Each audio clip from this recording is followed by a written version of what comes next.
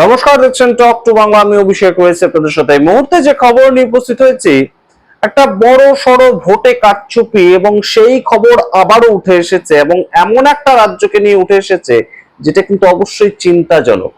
তার কারণ নরেন্দ্র মোদী সরকারের প্রথম যে সমর্থনটা সবচেয়ে বেশি একটা সংখ্যা থেকে আসছে, সেই রাজ্যটা আদপে নিজেরা ভোটে জিতে সরকার গঠন করেছে তো, সেই দলটা ভোটে জিতেছিল তো, এই প্রশ্ন এই মুহূর্তে উঠছে। অন্ধ্রপ্রদেশ, অন্ধ্রপ্রদেশ চন্দ্রবাবু নাইডু রাজ্য, এবং চন্দ্রবাবু নাইডু রাজ্যে ভোট হয়েছিল 2024 সালে। যে সালে লোকসভা ভোট হয় ঠিক সেই একই বছরে চন্দ্রবাবু নাইডু ইলেক্টেড হন একদম বিধানসভা ভোটে। তার পরবর্তীতে তিনি একদম রীতিমতন সাপোর্ট করেন তার 16 জন এমপি কে দিয়ে, সেটা অন্য প্রসঙ্গ। কিন্তু যে বিধানসভা ভোটে জিতে চন্দ্রবাবু নাইডু মুখ্যমন্ত্রী হয়েছিলেন 2024 সালে, আবারও ক্ষমতা তার পুনরুদ্ধার তিনি করতে পেরেছিলেন, সেই জায়গাটা সঠিক রয়েছে তো।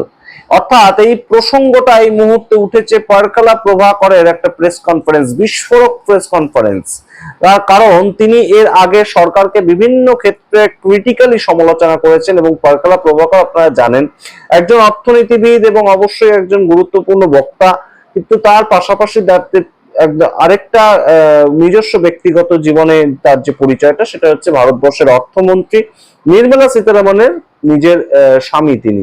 তো সেই পারকালা প্রভাকর থেকে শুরু করে প্রশান্ত ভূষণ, তিনি আপনারা জানেন অত্যন্ত একজন রাজনৈতিক গুরুত্বপূর্ণ ব্যক্তিত্ব, এবং তার সঙ্গে এক্স ইলেকশন কমিশনের যে ইলেকশন কমিশনার এক্স তিনি SY কুরেশি, তিনি এবং যোগেন্দ্র যাদব, এই চারজন মিলে একটি প্রেস কনফারেন্স করেন। সেখানে পারকালা প্রভাকর মূলত তার যে স্টাডি, সেখান থেকে বেশ কিছু গুরুত্বপূর্ণ বক্তব্য নিয়ে আসেন, এবং সেই গুরুত্বপূর্ণ বক্তব্যগুলো বেশ খানিকটা চাপেই ফেলবে এই মুহূর্তে টিডিপি সরকারকে। কেন?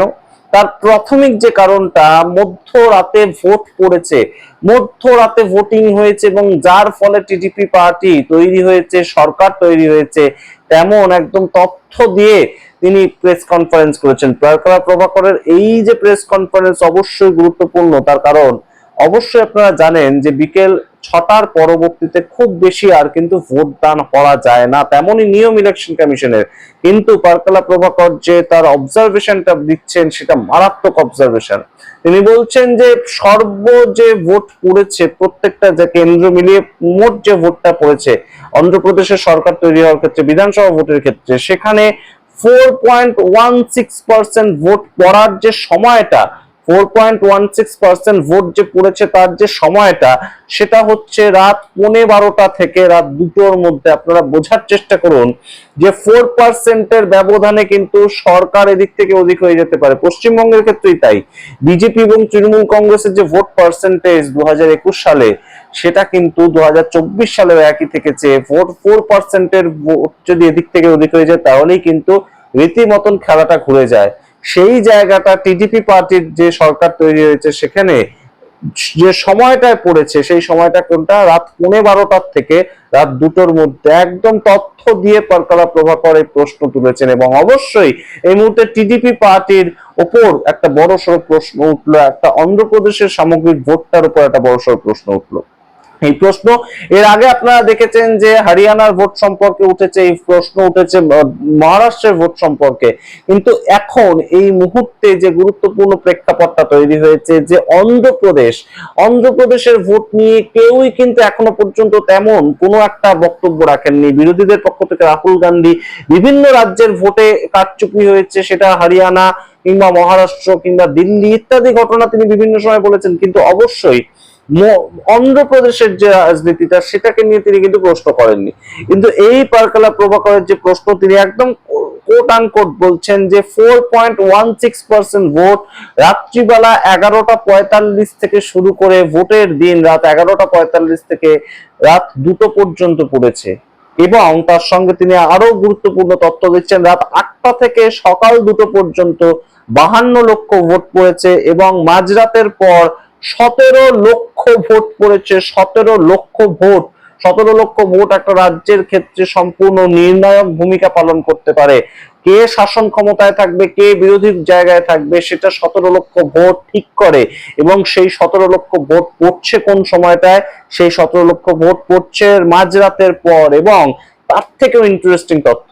কি তথ্য দিচ্ছেন পরকালা প্রভাকর, আপনারা ভালোভাবে শুনুন। একটা ভোট পড়ার সময় হচ্ছে 20 সেকেন্ড। একটা ভোট পড়েছে যে সময়টা একদম মাঝখানের যে সময়টা ছিল, একজন ভোট দিয়ে গেছেন, আরেকজন ভোট দিয়েছেন, এর মাঝখানে এই যে মধ্যরাতে যে ভোটগুলো পড়েছে তাতে 20 সেকেন্ডের ব্যবধানে ভোটগুলো পড়েছে।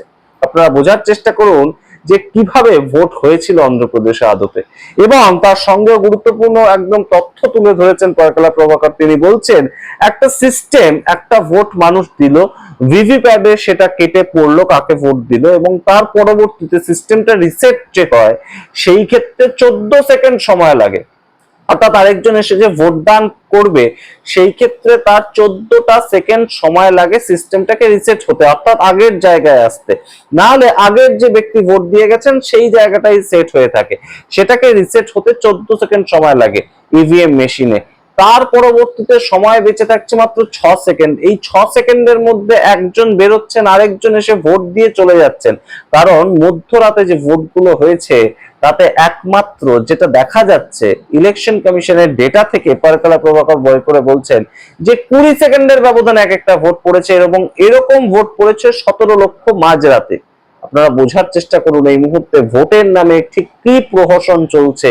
এবং যে কোনো পরিস্থিতিতে যে কোনো রাজ্যের যদি এই ধরনের খবর উঠে আসে, রাহুল গান্ধী যে প্রেস কনফারেন্স গুলো করেছিলেন একটার পর একটা প্রেস কনফারেন্স, তাতে কি উঠে এসেছিল?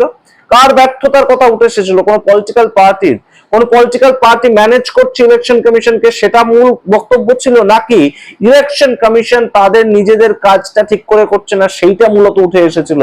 এতে যদি লজ্জা পাওয়ার কারো দরকার থাকে তাহলে সেটা কার পাওয়ার কথা, বিজেপির নাকি ইলেকশন কমিশনের? আপনারা একটু ভাবার চেষ্টা করুন। তো মূল অভিযোগটা উঠছে বিজেপির দিকে যে বিজেপি কন্ট্রোল করছে ইলেকশন কমিশনকে, সেটা বিরোধীরা অভিযোগ করছে শাসক পক্ষ উদ্দেশ্যে, কিন্তু মূল অভিযোগটা কার উদ্দেশ্যে? আচ্ছা আপনারা ভাবুন তো, এই খবরটা যখন একদম সরাসরি দেখছেন কোন অন্ধ্রপ্রদেশের মানুষ, তারা তো এই বিশ্বাসে ভোট দিয়েছেন যে আমরা আমাদের রাজ্যের সরকারকে চুজ করেছি বা আমরা আমাদের রাজ্যের বিরোধীদের চুজ করেছি। ভোট দেওয়ার মাধ্যমে তো এই দুটো দিকেই ভোটটা পড়ে।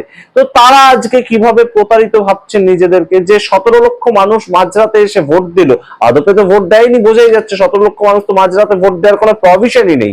তো সেই জায়গায় তারা আজকে নিজেদেরকে কিরকম ডিপ্রাইভ ভাবছেন, যে আমরা সকাল থেকে গিয়ে লাইন দিয়ে ভোট দিলাম, আদপে সেই ভোটের কোনো দামই নেই, সরকার অন্য কেউ ঠিক করে ফেলেছে আগের থেকে ইলেকশন কমিশনকে ম্যানেজ করে, এবং 20 সেকেন্ডের ব্যবধানে এক একটা ভোট পড়েছে যেখানে সেখানে তো ম্যানেজ ইলেকশন কমিশন।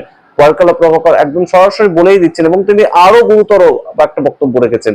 তিনি 2024-এর যে লোকসভা ইলেকশন, অষ্টাদশ লোকসভা ইলেকশন, যেটার মাধ্যমে নরেন্দ্র মোদী সরকার তৃতীয়বারের জন্য সরকারে এসছে, সেই সরকারের আসার পরবর্তীতে পরকালা প্রভাকর প্রথম থেকেই বলছিলেন যে বেশ কিছু সিট, অর্থাৎ 70 থেকে 80টা সিট এনডিএ জোটের আদপে পাওয়ার কথা ছিল না।